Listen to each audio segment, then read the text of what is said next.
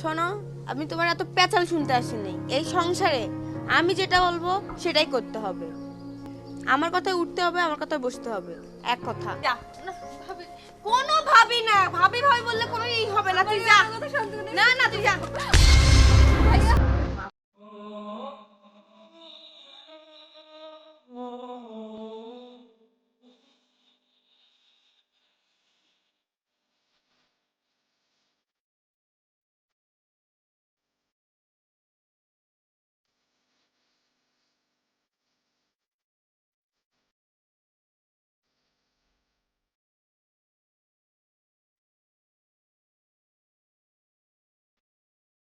এখানে কি করা হচ্ছে? গাছের নিচে এসে।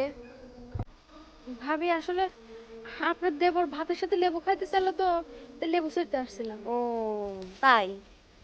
সবসময় তো দে বললেই থাও। বাড়ির তো সংসারে তো একটা কামও করো না, না করে করে অভ্যাস হয়ে গেছে। ভাবি সংসারে সব কাজ তো পরে আমিই করি। ও তাই? আর আমি কিছুই করি না?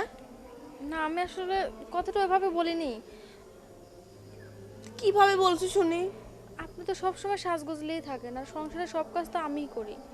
ও, আমি সবসময় সাজগোজ নিয়ে থাকি আর তুমি সব সংসারের কাজ করো, আমি মনে হয় কোনো কিছুই করি না। আল্লাহ, এই যে এত বছর সংসার করতেছি, কয়দিন আসছো সংসারে? বিয়ে হয়ে কয়দিন আইছো সংসারে তুমি? আইসারে যে এত বড় বড় কথা বলতিছো।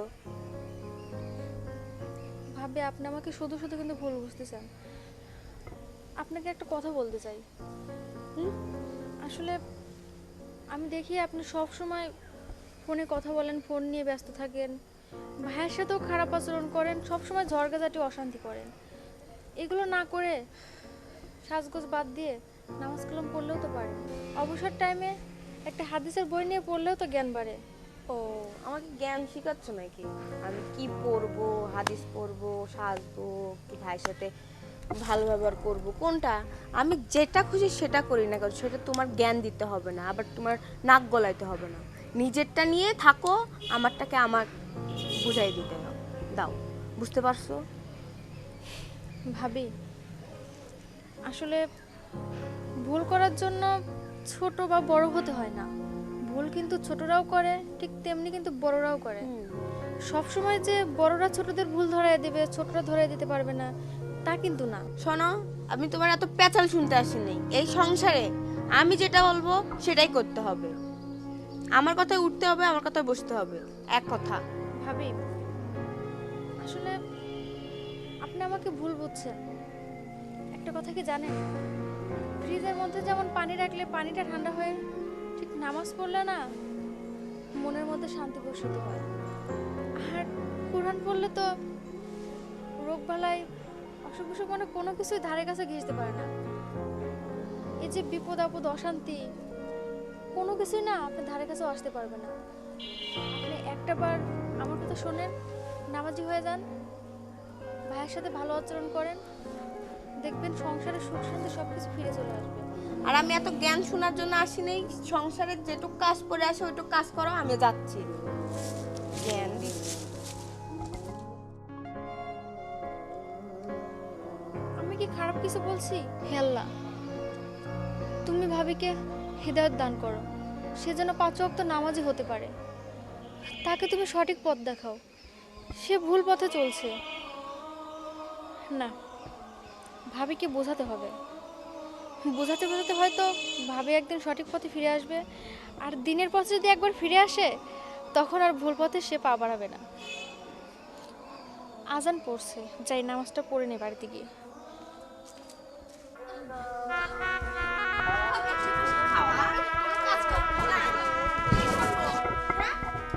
ছাড়ো, তুমি ছাড়ো। আসলে আমি কই কি, দেখো না, আসলে এই অবস্থায় তুমি বোর্ডার উপরে যেরকম, ওর তো কোনো দোষ নাই।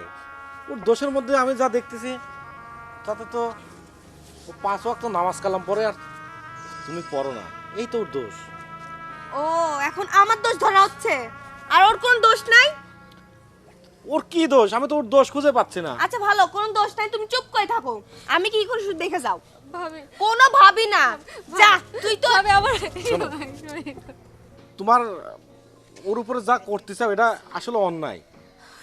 আমি তো সব বুঝি, তুমি তো আমার কোনো কথা শুনবে না এটাও জানি। তারপরও তুমি তো আমার বউ, অন্তত কোনো দিন আমার কোনো কথা শোনো নি, আজকে অন্তত একটা কথা শোনো। আমি কোনো কথা শুনতে পারবো না। আমি যেটা সিদ্ধান্ত নিছি আমি ওইটাই করব। আর কি এখানে দাঁড়িয়ে থাকবি না গাড়ি ধাক্কা দিয়ে দেবো ফালা? শোনো, ভাবি আমি কোথায় যাব?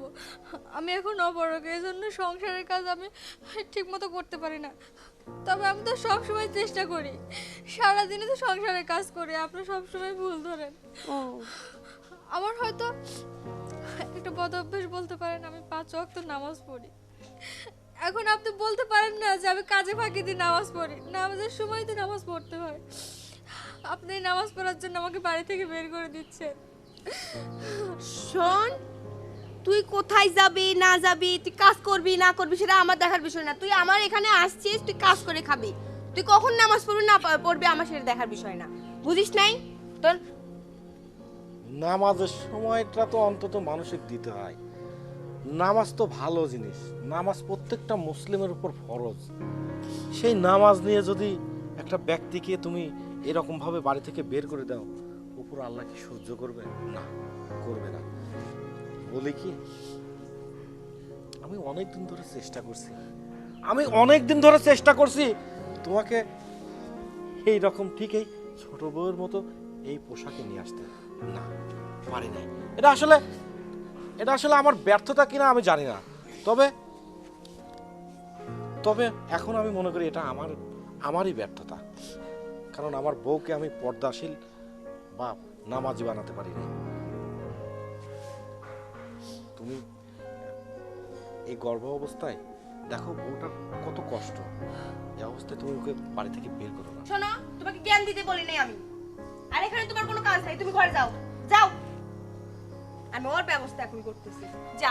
না ভাবি, কোনো ভাবি না, ভাবি ভাবি বললে কোনো এই হবে না। তুই যা। কথা শুনতে নেই। না না তুই যা। ভাইয়া, আপু, তোমার কি অবস্থা? কি হয়েছে আপু? ভাইয়া তুমি এখানে? আসলে আমি এখানে তোমাকে দেখতে এসে যেগুলো দেখলাম, আমি এটা দেখার জন্য মোটেই প্রস্তুত ছিলাম না। না ভাইয়া, তুমি কি দেখছো? কিছুই না, আসলে তুমি মনে হয় আচ্ছা আপু, আপনিও তো আমার আপু হন, আমার আপুর সঙ্গে এরকম আচরণ করছেন। আসলে কি আমরা কি এতিম এবং গরিব সেজন্যই এরকম আচরণ করছেন? বিশ্বনবী সাল্লাল্লাহু আলাইহি সাল্লাম এতিমদের সঙ্গে কিরকম আচরণ করতেন? আল্লাহ তাআলা এতিমদের জন্য এতিমদের সাথে কিরকম আচরণ করতে বলেছেন আপনি কি জানেন না? কেন আপনি এরকম আমার আপুর সঙ্গে এরকম আচরণ করছেন? আসলে আপনি যদি এরকম আচরণ করে থাকেন, আল্লাহ তাআলা কিন্তু নারাজ হবে। সেই কারণে আমরা তো সকলেই মুসলমান কিনা, কিন্তু মুসলমান হওয়ার পরেও কিন্তু আমরা আল্লাহ তাআলার হুকুমকে আমরা মানছি না।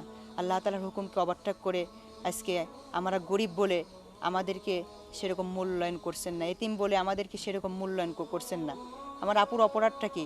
অপরাধ কি শুধু নামাজ পড়া? এই জন্যই আপনি আমার আপুর সঙ্গে এরকম আচরণ করছেন? আসলে ভাই, আমিও চাচ্ছিলাম আমার এই বউটা না আপনার এই বোনের মতো পর্দাশীল হোক, 5 ওয়াক্ত নামাজ পড়ুক। ও আমার সাথে যে আচরণ করে আমি জানি, নামাজ কালাম পড়লে হয়তো ও আমার সাথে এরকম আচরণ করতো না। আর একটা নামাজ ব্যক্তির ভিতরে তার এরকম আচরণ থাকে না। অনেক বোঝানোর চেষ্টা করছে ভাই, কোনো লাভ হয়নি। কি বলবো আর, দেখো জীবনে তো অনেক ফ্যাশন করে চললে কি পেলে? কিছুই পাওনি। মাঝখানে হয়তো আমাকে মানুষের কাছে অপমানিত হতে হয়েছে, মানুষের কথা শুনতে হয়েছে, তোর বউ এরকম অবস্থায় চলে সেরকম অবস্থায় চলে। একটা স্বামী হয়ে এই কথা শুনতে কি আমার ভালো লাগে? না, কখনোই লাগেনি। তারপর কি করব? তুমি তো ওই একটা কথাই, আমি ঠিক মতো কামাই রুজি করি। আরে কামাই রুজি করি না, এটা কি আমার দোষ?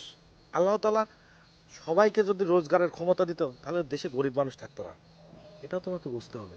আর আমার যে কর্মের উপর নির্ভর করে তুমি যে ফ্যাশনে চলো, এটা কি তোমার ঠিক না? কখনোই ঠিক না। তাই বলি কি, এখনো সময় আছে। দেখো, ওদের বাবা মা নেই, ওরা এতিম, অনাথ। ওদের দেখে তো তোমার মায়া হওয়া উচিত, তাই না? আপা, একটা কথা কি জানেন?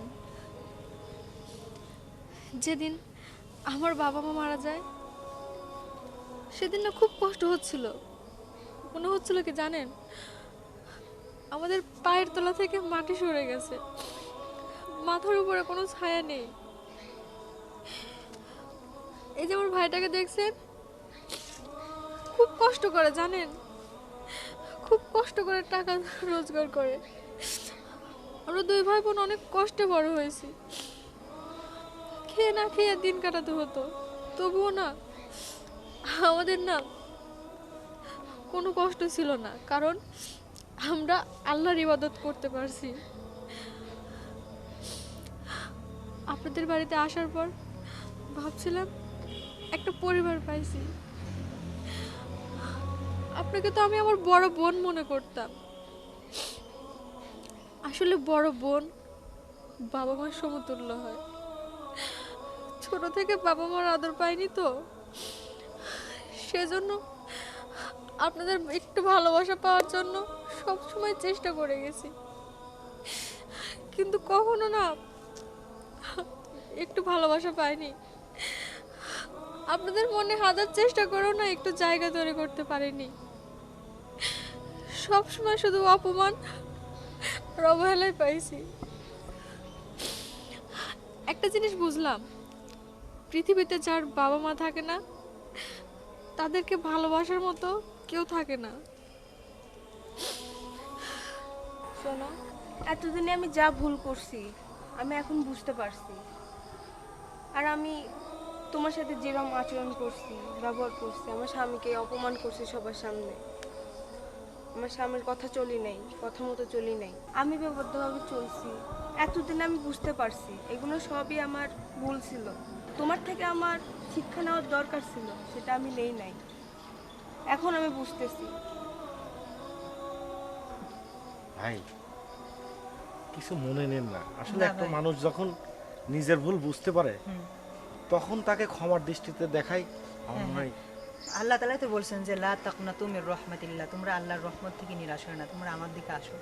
যত ভুলই করে থাকো না কেন, তোমরা যদি আমার কাছে ক্ষমা চাও, আমি আল্লাহ তাআলা মাফ করে দেব রহমানুর রহিম নামের ওসিলায়।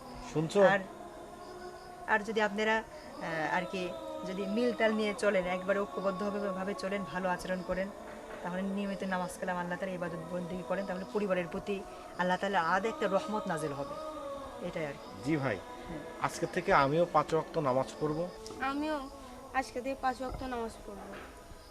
সত্যি ভাবি, আপনি আজ থেকে 5 ওয়াক্ত নামাজ পড়বেন? হ্যাঁ, আমি না এটাই সব সময় চাইতাম, এই পরিবারের সকলেই যেন 5 ওয়াক্ত নামাজ পড়ে। আজ থেকে আপনি আমার বড় বোন।